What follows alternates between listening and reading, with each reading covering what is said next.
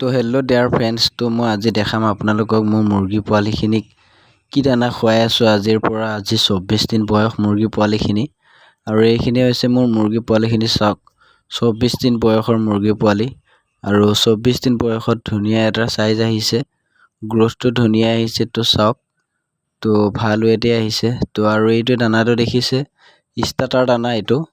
তো এইটো ডাঙৰ দানা, আৰু এইটো খুৱাই আছোঁ মই আজি 24 দিনৰ বয়সৰ পৰা। আৰু এইফালে প্লেট ৰেডি কৰি থৈছোঁ দানা দিবলৈ, আৰু এয়া ষ্টাৰ্টাৰ দানা।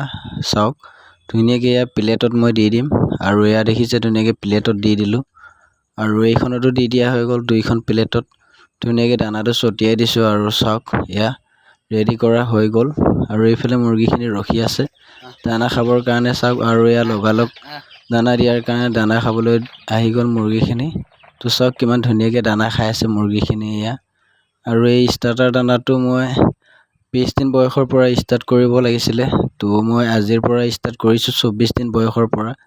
তো মই প্ৰি ষ্টাৰ্টাৰ দানা খুৱাই আছিলোঁ ইহঁতক মই 23 দিন বয়সলৈকে, আৰু প্ৰি ষ্টাৰ্টাৰ দানাখিনি মোৰ অলপ বেছিকৈ অনা হ'ল, সেইকাৰণে মই দেৰিকৈ দিয়া হৈ গ'ল ষ্টাৰ্টাৰ দানাটো ইহঁতক।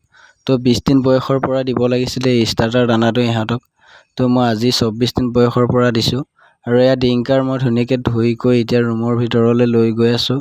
তো পানীটো চাফা পানী দিম এতিয়া, আৰু এতিয়া ৰাতিৰ সময়। তো এয়া দেখিছে ধুনীয়াকৈ ভিতৰত সোমাই আহিলোঁ, এয়া ডিংকাৰত পানী লৈ ল'লোঁ।